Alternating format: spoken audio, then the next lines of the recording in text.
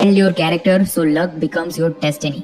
जब भी किसी रिच सेलिब्रिटी या फिर बिजनेस पर्सनैलिटी को देखते हैं तो मोस्ट ऑफ द टाइम हमारे मुंह से एक ही बात निकलती है, ये सब नसीब का खेल है, अगर लक हो तो फकीर भी राजा बन सकता है। बट इन रियलिटी ये सच नहीं है। अपने इस पॉडकास्ट में नवल 4 तरह के लक की बात करते हैं। नंबर 1, ब्लाइंड लक और डम लक। मीन्स आपके साथ कुछ ऐसा हो गया कि आप रातों रात रिच बन गए, लाइक कोई लॉटरी लग जाना या फिर ऐसी कोई भी चीज है जो आपके हाथ में नहीं था पर हुआ। एंड बहुत सारे लोगों के साथ ऐसा होता है। इवन रिच फैमिली में पैदा होना भी तो एक तरह का ब्लाइंड लक ही है, बिकॉज ये आपके पेरेंट्स ने आपके लिए बनाया है, आपका इस वेल्थ को बनाने में कोई रोल नहीं था। Number 2, luck that comes to you through persistence. कई बार होता है ना कि आप किसी चीज को करते रहते हैं और किसी दिन आपकी किस्मत चमकती है और वो काम जिसमें आप पहले सिर्फ गुजारा कर पा रहे थे वही काम आपको लाखों छाप कर देते हैं। ये वो लक है जब आपकी किस्मत आप पर मेहरबान हो जाती है। Number 3, spotted luck. समटाइम्स हमें कोई अपॉर्चुनिटी हमारे टैलेंट या फिर स्किल्स को फेवर कर जाती है और हम उससे अच्छा पैसा बना लेते हैं। ये होता है स्पॉटेड लक। और रियल वर्ल्ड में आपको इन 3 लक्स के ढेरों एग्जांपल मिल जाएंगे, बट जो लक एक्चुअल हमें रिच बनाता है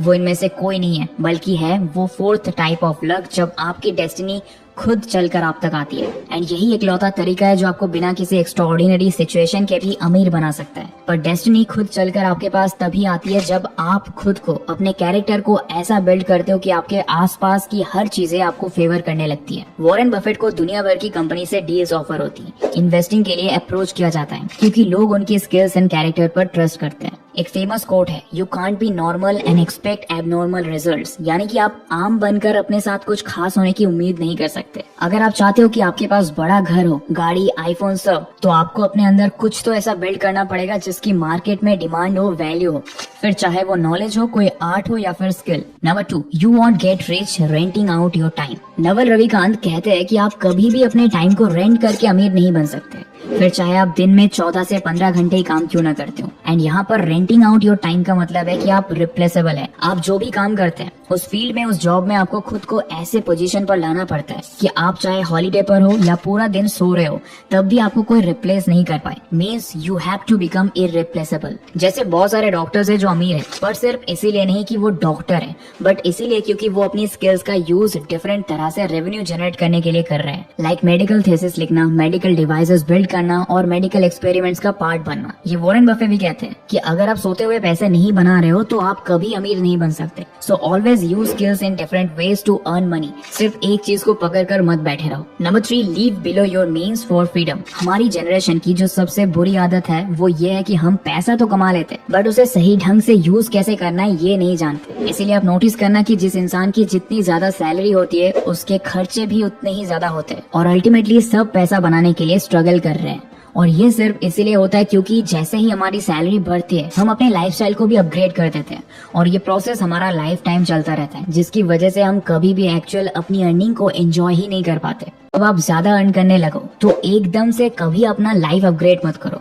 कुछ टाइम तक अपनी पुरानी लाइफस्टाइल को ही न्यू इनकम के साथ एंजॉय करो। लाइक अगर आप पहले नॉर्मल 500 से 1000 की रेंज में कपड़े खरीदते थे तो जस्ट बिकॉज आप ज्यादा कमाने लग गए हो तो जरूरी नहीं है कि आप महंगे ब्रांड्स के कपड़े खरीदने लग जाओ। Rather than wasting your money on day to day expenses, invest it और buy something valuable that creates more money in future, और या फिर किसी स्किल को सीखने में लगाओ। Number 4, give society what he doesn't know how to get. अगर दुनिया भर के सक्सेसफुल एंटरप्रेन्योर को देखो तो आपको उन सब में एक कॉमन चीज नजर आएगी और वो ये है कि ये सभी उसी चीज को सेल करके रिच बने हैं जिसके बारे में दुनिया ने कभी सोचा भी नहीं था। Like the internet, electric cars, even washing machines और फ्रिज। जब ये चीजें नहीं थी तब भी लोग सर्वाइव तो कर रहे थे, बट इन चीजों ने हम लोगों की लाइफ को और इजी बना दिया। आज हम पेमेंट्स के लिए ई वॉलेट्स का यूज करते हैं। ये सब वो आइडियाज है जिनकी लोगों को हमेशा से नीड तो थी पर पता नहीं था कि ऐसी कोई चीज बनेगी कैसे। इसलिए always think about general problems जो मोस्ट ऑफ द लोग फेस करते हैं, देन उसी प्रॉब्लम का सोल्यूशन निकालो और उसे सेल करो। सोल्यूशन जितना ज्यादा इफेक्टिव होगा उसकी मार्केट वैल्यू उतनी ज्यादा होगी। Pick partners with intelligence, energy and integrity. हम लोग जब भी कोई दोस्त बनाते हैं तो सेम टेस्ट ऑफ इंटरेस्ट देखते हैं। ये देखते हैं कि चॉइसेस, कल्चर या फिर ओपिनियन मैच करता है या नहीं।